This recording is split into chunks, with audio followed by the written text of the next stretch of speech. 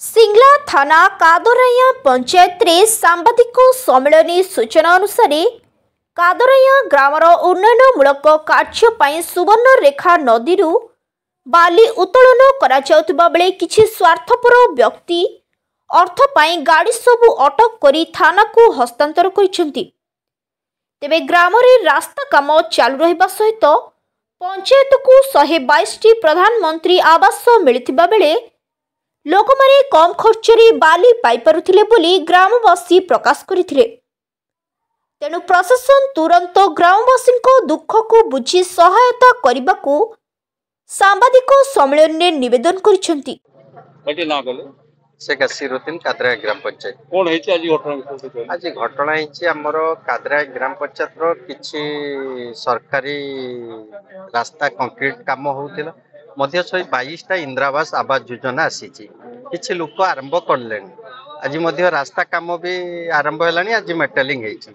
तमर एठी खादान सरकारी नीलाम जो खादान रे चली थिला से खादान एबे बंद अछि हमरो डिसेंबर परे जाई सरकार पुनी नीलाम करिवे तेणु गाँ पाख तेणु जो इंदिरावास घर किंबा रास्ता सरकारी योजना गुड़ा जो आसी आमे तो बाली बाहर आनी पारिबुनी तेणु एठी आमे बाली किछि ट्रैक्टर वाला को आमे निजे कहिकी जे लोकंकर इंदिरावास और रास्ता कंक्रीट काम पई गरीब गर्दा लोक मैंने अछंती आपण मैंने ट्रैक्टर नगांतु गाँ रे बाली दियंतु तेणु जेतेला आरंभ आमे कलु से मैंने गाँ को इंदिरावास वाला लोक मैंने को बाली दउथिले रास्ता पई बाली पकउथिले गाड़ी वाला एका को सेमने किछि असजमाजिकता जो लोक मैंने अछंती टाउसर श्रेणी से मैंने पैसा चांदा आकार मागिले तो एमएनए आसिक हमको शुणेले एमएनए विरोध भी कले किछि लोक से मैंने हाँ भी कहले तो तांको जते बेले ये जिनस बदे पैसा पैसा मिली नाही लोकंकर असुविधा कौन हिसाब रे गरीब लोकंकर असुविधा हबो से जिनस पई आज से मैंने किछि लोक आसिक छकरे गाड़ी को अटकेकी हमर प्रशासन को फोन करी मीडिया भाई बंधु मान को फोन करी डाकी आज ये झमेला गोटे गाँव रे कादरिया ग्राम पंचायत रे सृष्टि कले मोर गोटे कथा कहबार सरकार नरेंद्र मोदी सरकार जो आमर ओडिशा राज्य रे जो गरीब लोकन को आवास योजना रे शामिल करिसंती से आवास योजना रे 1,20,000 टंका मिले किंतु आमे जदि बाहर बाली किनिबु 3,000 टंका 3500 टंका 150 बाली को किंतु आमे एठी गाँ पाखर नई पाखरे गरीब गर्दा लोक आमे 400-500 टंका रे बालीटा पाए तेणु आमे जदि 1,20,000 जदि बाहर किनिबा 30,000 बाली रो पड़ेबा आमे घरटा करि पारिबुनी एठी हमर 300-400 टंका रे आमे बालीटा पाइले आमे गोटे रूम बा किचन किंबा गोटे बा छोट पिंडाटा आमे कंप्लीट करिकी रही पारुछु एथिरे आमे जतेबेला आरंभ कलु से मैंने विरोध कले मध्य किछि टंका पैसा चांदा आकार मागिले न दबा फल मैंने रास्ता रोक कले बदमाशी कले प्रशासन को डाकी कि आज ये झमेला गोटे सृष्टि कले मोर कहबार अच्छे प्रशासन को भी सरकार को भी मध्य ग्रामवासी को भी जो गरीब भाई मैंने आम गाँव में अच्छी फेरी करती के मूल्य खटती से मैंने गोटे गोटे इंदिरा आवास योजना रे सामिल होती से मैंने घरटा करेंगे केमतिका जदि घर पाखरे नईटा अच्छे बालीटा जदि सस्तार 200-400 रे नौचंती ताले असुविधाटा कौन होची आमे तो बाहर को तो बालीटा बिक्री करूना एठी ना कि आमे डंफर नगैकी जीसीबी नगैकी आमे बालीटा बिक्री करूचु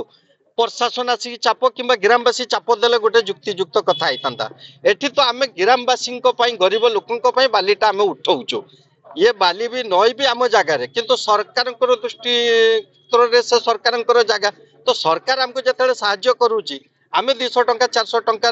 बालीटा नहीं इंदिरावासटा रास्ताटा कंक्रीटा ग्राम ग्राम उन्नति गरीब लोकंकर उन्नति आम करूँ एथर असुविधाटा कहीं दाबी करुच्ची प्रशासन सरकार को आमर नई पाखरे जो गरीब भाई मैंने इंदिरावास किंबा रास्ता कंक्रीट मेडिकल गोटे मिशन शक्ति काम होउची तापाई बाली दरकार आमे प्रशासन को अनुरोध करूचु जो आज गाड़ी 4-5टा नहीं जाइछंती आपण मैंने विचार करंतु मध्य आमे प्रशासन को रास्ता आनी कि देखैछु काम होउतिला बोली जे रास्ता रे बाली जाउतिला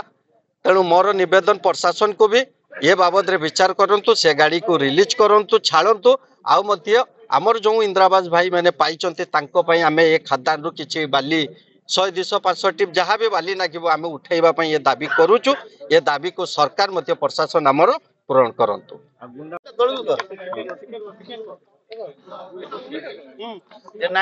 ठीक अछि मो ना से किसराफिल हाँ कौन घटना है आज এই ঘটনা বলি এই গরিব গর্দা লোক গুড়াক এମାନେ ସମସ୍ତେ ଇନ୍ଦିରାବାସ ରାସ୍ତା କାମ ଏଇଗୁଡାକ ପାଇଁ ସବୁଦିନ ଏଠି ବାଲି କିଛି ଉଠାଉଛି ଯେ ମାନେ ଏମିତିଆ ତ ଖାଦାନ ନୁହେଁ ଯେ ଏଠି ସରକାରୀ ହିସାବରେ ଉଠାଉଛି କିଏ କେତେ ଗୁଡେ ଦରକାର ପଡିଲେ ଘର ଇନ୍ଦିରାବାସ ଘର ରାସ୍ତା କାମ ଏଇଗୁଡାକ ପାଇଁ ବାଲି ଏମାନେ ନଉଛନ୍ତି ଏଠୁ ଗାଁରେ ଏ ଗାଁ ଲୋକ ସମସ୍ତେ ବସି ଗୋଟେ ସିଦ୍ଧାନ୍ତ କରିକି ଏ ଜିନିଷ ଦିଆଯାଉଛି ଯେ ଭାଇ ଯାହାର ଘର କାମ ହବ କିମ୍ବା ରାସ୍ତା କାମ ହବ ଇନ୍ଦିରାବାସ ହବ ଏଇ ପାଇଁ ଏମାନେ ବାଲି ନଉଛନ୍ତି ଏମାନେ ବାରମ୍ବାର ଯୋଉ ଗୋଟେ କଥା କହୁଛନ୍ତି ଯେ ବାଲି ବାହାରେ ଚାଲାଣ ହଉଛି ଏଗୁଡା ସମ୍ପୂର୍ଣ୍ଣ ମିଛ କଥା ଏମାନେ ଗୋଟେ ସୋର୍ସ ଚଲେଇଛନ୍ତି ଯେ ୟା ଭିତରେ ଏମାନେ ଗୋଟେ ପଇସା କାରବାର କରିବା ପାଇଁ ଚାହୁଁଛନ୍ତି ସବୁବେଳେ ଯେ ଧମକ ଦଉଛନ୍ତି ଯେ ଆମକୁ କିଛି ପଇସା ଦିଅ ଲାଞ୍ଚ ଦିଅ ଦେଲେ ତମେ ଗାଡି ଚଲେଇବ ନହେଲେ ଚଲେଇ ପାରିବ ନାହିଁ ଏଇ ଭଳିଆ ବିଶୃଙ୍ଖଳା ଗାଁରେ ସବୁବେଳେ ଲଗେଇଛନ୍ତି ଏଇ ଗରିବ ଗର୍ଦା ଲୋକ ଗୁଡାକ ଘର କରିବା ପାଇଁ ନିହାତି ହଇରାଣ ହରକତ ହଉଛନ୍ତି ତେଣୁ ମୋର କହିବା କଥା ଏମାନଙ୍କୁ କେମିତିକା ଏମାନେ ଘର କରିବେ କିମ୍ବା ରାସ୍ତାଟିଏ ହବ ଏ ବିଷୟରେ ସରକାର ଆମକୁ ଦୃଷ୍ଟି ଦିଅନ୍ତୁ। ବାଲେଶ୍ୱରରୁ ଭରତ କୁମାର ଦାସଙ୍କ ରିପୋର୍ଟ ସଂଘର୍ଷ ଟିଭି।